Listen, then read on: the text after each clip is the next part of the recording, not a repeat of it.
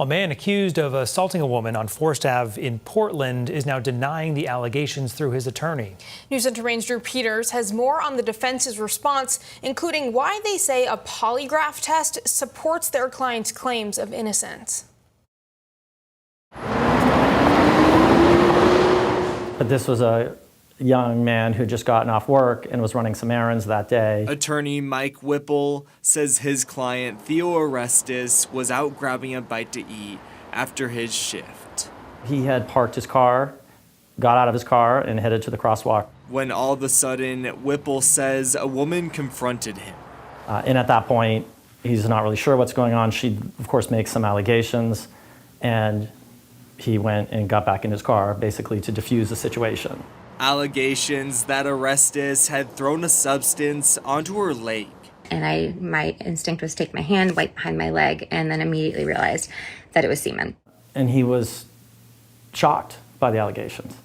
He denied the allegations. When issued a court summons for assault by Portland police officers, Whipple says Orestes offered to provide any information they needed. And he said, "Take my DNA.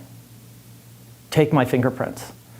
I didn't do this." Hoping to prove his innocence, Whipple says Orestes also underwent a polygraph test where he was asked whether or not he threw a substance at the alleged victim. And the polygraph can tell if somehow in its formula, if somebody has a reaction to that would suggest deception, and he did not.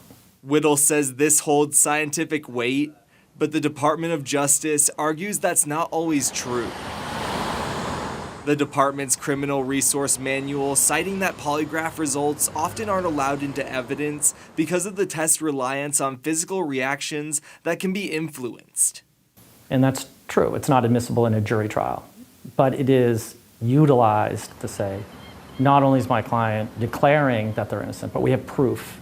Regardless of the polygraph results, Whipple says the only way to truly determine innocence is to compare Orestes' DNA to any sample of the substance allegedly thrown onto the woman. Because that's the only way to serve justice in this case.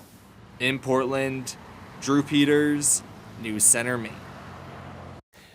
We have reached out to the Portland Police Department for an update on the investigation into the alleged assault. We've not yet heard back.